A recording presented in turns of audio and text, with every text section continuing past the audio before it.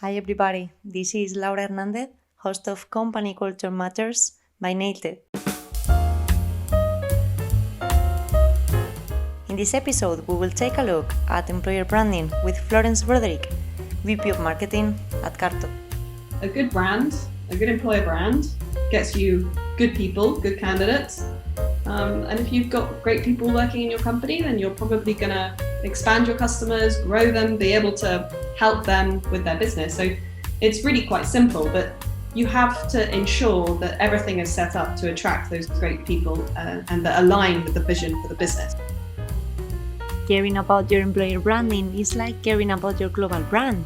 Employer branding has become the business identity of our companies, and every day more organizations are aware of its relevance. A positive employer branding helps to attract and retain talent, since the employee's voice is 3 times more believable than CEOs when it comes to talking about working conditions. And it is also crucial for how prospects and clients perceive our brand. Still, its importance is often forgotten as companies prioritize other things. In most companies, employer branding is the responsibility of the human resources team. However, it should be done in collaboration with marketing to ensure that the communication, formats, and messaging are aligned to the overall branding strategy. This episode focuses on the impact of employer branding. This is what we will be talking about, and we will closely look at 4 core aspects: its importance, its effect on companies' reputation, its impact on our branding strategy, and its repercussions on companies' growth. Florence Broderick, VP of Marketing at CARTO, we couldn't be happier to have you on board. Good morning, Laura. Great to be here. Florence, why is keeping a strong employer branding so important for companies nowadays? Well, I think one of the main reasons is actually around hiring. You think about now, in some countries it might be slightly different, but there's a very large pool of candidates out there who are looking for jobs and who might be considering working at your company. So perhaps some companies might think, well, there's so many candidates out there that it's going to be easy to hire. But I think what hasn't changed is that if you really want to get the high quality candidates, they're still thinking a lot about the values and the culture of the company that they're going to. So if you aren't investing in having a strong brand, then you probably aren't going to attract the best candidates because at the end of the day, the best candidates will have a few offers on the table or a few companies that they're considering. And if you're competing against big brands, like at CARTO, very often we are competing against big tech brands, Amazon, Google, Facebook. You need to have a good brand to stand out and for people to see the value of going to a smaller company where they might learn more and have more exposure. And I think that's just really important. And it's not just about your website, social media, the things that people traditionally think about when they think about employer branding, but it's every little detail, and word of mouth is just so important. So how your employees speak about you in their networks when they're, when they go to a party at the weekend or when they used to before COVID, and somebody asks them, oh, what's it like? That spreads big time, and it spreads among networks of people who you would probably want to work at your company. So word of mouth is so, so important. So we could say, Florence, that employer branding can directly affect a company's reputation, right? And reputation is a significant factor for business growth. In fact, I've got a stat that says that 64% of consumers have stopped purchasing a brand after hearing news of that company's poor employee treatment. So, Florence, what's the real impact employer branding has on our company's reputation? Yeah, I think that's a great question. And it's an interesting one now. Like if you think about I read something last night that some big corporate in the US was checking that employees were wearing shoes and trousers in Zoom calls. It just seems so crazy that companies are trying during this new work from home era to make it like offline corporate life. When really that's just not the way. Employees should be wearing slippers and should be comfortable. If they want to wear sweatpants under the table, does it really matter? And so I think, if you don't brand right through this change that we're going through, people aren't going to want to work at your company. I think the return to office policy is a question we keep on getting asked. And at CARTO, we aren't going back to the office until we have a vaccine and until it's safe, because our employees' safety is the most important thing. But there are some big companies who are paying lots for their real estate, who are trying to force the issue, and lots of people who aren't comfortable going back to an office are having to go back to an office, which is just silly, because if you're trying to hire, or when people leave your company you need to rehire, people aren't going to want to work at the company if they've heard that they've got a bad COVID policy. So reputation-wise, I think it's really important, and that extends beyond to what your customers then think about you, because if they see that you're old-fashioned in your approach to this transformation that we're going through, then they might think as well that your approach to business is going to be old-fashioned, the way that you develop your products, the way that you treat customers. So it goes way beyond just your candidate pipeline and the quality of candidates you would attract. But I think it's echoed at every interaction with a customer. It's very interesting, something that you mentioned before about the word of mouth, and something you've been elaborating along your speech. And it's a fact that our employees are like windows that give our clients and our prospects and also candidates to work in our company visibility on how things work within our company. And as we all know, what some people think and say about our company influences what others will think about it. Therefore, it also impacts our company's success and growth opportunities in the long term. So, Florence, in this sense, how could we overcome the impact of a weak employer branding on our overall branding strategy? Yeah, I think that's a really good point. Your VP marketing and your VP people need to be on the same page, and they need to talk about this. I think that's why it's important that you align objectives. So, in a company like ours, the focus is growth and growing our revenues. And, our VP people, Natalia, she needs to hire people that enable us to do that. And so I need to support her, because I'm also focused on growing revenues, and I know that we need good people to do that. So for me in marketing, I might be focused on campaigns, webinars, case studies, thinking about how we attract more enterprise leads. But if I don't have great people to deal with those leads and to speak to those customers, then what's the point? So you need to align objectives and set values that allow you to achieve those objectives together. So actually, as an example, our landing page for careers at CARTO, that's something where we sat down multiple people in the company to say, okay, what do we want to reflect here? What do we want to show about our company? So we put our 4 company values there, front and center. We also put a little part where you can see different people from different offices across the world and ask them, why was it that they joined CARTO? We really thought about this together.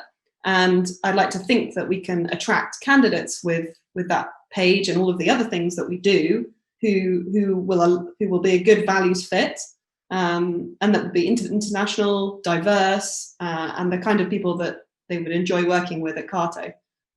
So I think it's all about objectives and making sure that everybody's on the same page, because if people don't have the same objectives, then it doesn't work. I guess sometimes it's not easy to work on this employer branding, right? It's quite difficult to ensure that all our employees have the tools to effectively enhance our employer brand, or even to confirm that they understand the importance of doing so. So, Florence, which methods or strategies could we use to involve our employees and incentivize them to collaborate with us on improving our employer brand? So one thing that we've done at CARTO that used to work quite well before COVID, but now has been a bit more challenging, is we actually have a collaborative company Instagram. So we don't use Instagram, frankly, for demand generation or anything like that. It's just not where really our customers are looking to understand more about CARTO. But we know that employees might go and look at our Instagram to see what's the vibe of this company. So actually we have, I think it's a group of 4 or 5 people who have access to the Instagram account and who can share stories, who can share posts about what it's like to work at CARTO. And we used to share new employee posts there as well, which has been a bit more challenging, to be honest, in COVID, because we aren't in an office together. We aren't going out for dinners together. We aren't catching up over a coffee or having a Halloween competition of who got the best outfit. We aren't doing those things, so that's been more difficult. But I think it was a great way to show what kind of people and what kind of values we have at the company. And another thing that's worked really well is like social selling. So when I say social selling, I mean encouraging the company to share posts on social media about different things that they're working on at CARTO. And I think that's great, not only to show to other potential candidates what it's like at CARTO and what kind of things we work on, but to make people proud of the customers that we're working with. And in COVID at CARTO, we've done a lot we've given a lot of grants to companies who are using our software to fight against the virus. Anything from understanding overcrowding in the metro to symptom data collection, to planning the return to the office and how you can space out desks and rooms accordingly, like loads of cool use cases that frankly our employees are proud of because they're having an impact. So sharing those stories, but we also ask questions of our employees regularly and in like an anonymous way. So we use Nailted to ask questions about how they're feeling, what could we do better, where could their manager do better. And by asking those questions and getting that information back in a safe space is really powerful for us, and particularly managers and the leadership team to understand, okay, what are we doing wrong? What are we doing right? And how do we adapt through the very, very changed workplace that we find ourselves in 2020? Florence, we mentioned before that employer branding has a direct impact on company growth. It could be negatively or it could be positively. How could we get the most out of our employer branding efforts to positively influence company growth? Yeah, I think it comes back to this point I made earlier that a good brand, a good employer brand gets you good people, good candidates.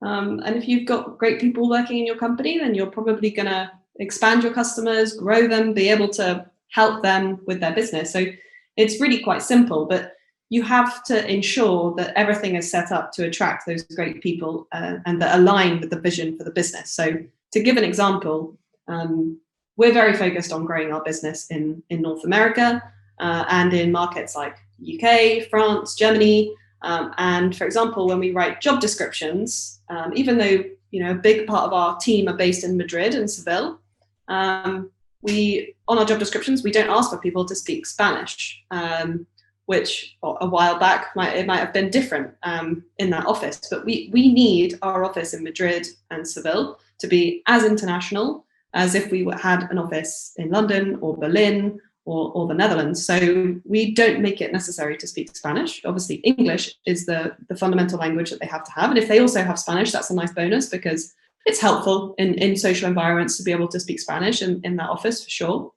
But that's a good example of like this one small detail on a job description is you have to align that to your entire vision for the company. So growing the business in markets where people speak other languages. So it's just a small example, but if you get the right people that speak the right languages and can connect with your customers in their native language, then the business will grow and that will have a positive impact for the entire company. Florence, will you give us some conclusive advice to work on our employer branding? Absolutely. I think it's all about the devil's in the detail. And it's something I massively admire about our people team at CARTO, our HR team, is they care about every single detail.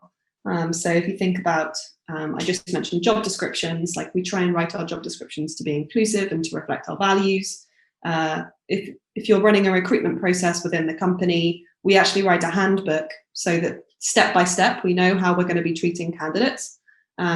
So that goes from, okay, what should be the key things in each interview so we don't end up doing interviews that cover the same thing 3 times? Or how do we make sure that everybody gets a response if they apply to a role at CARTO? How do we, if somebody has had a couple of interviews, do we make sure that we actually give them a call and share feedback with them if they ask for it? All of these little touches with a candidate matter because maybe they're not the right person for this role, but maybe down the line they'll end up applying again because they were treated so well by CARTO in that process. Or maybe they'll tell their friend like, oh, I did a process for CARTO and I didn't get the role, but it is really a fantastic place to work and I was treated very well by them. So every little detail matters. You should train all of your team internally to be ready to interview so that the way that they interview is professional and inclusive and not biased towards certain profiles or certain types of people. it's all about the little details. It's not just, okay, we're hiring. Of course, everybody would want to work for us. Not at all. The best candidates have got lots of options. And it's even harder now because I think lots of people are probably a bit more reluctant to move jobs because they're worried about being last in the door at a company. So all of this matters more than ever. And if you want to get the top talent, you need to care about every little detail. Once again, Florence, thank you so much for joining us in this enriching conversation on employer branding. It's been a real pleasure to have you with us. And, anytime you want, we'll be here to listen to your best practices on any other topic you want to talk about. My pleasure. Thank you so much for having me, Laura. And looking forward to continuing using Nailted to help us with our employer branding. That's it for this episode on employer branding of Company Culture Matters by Nailted.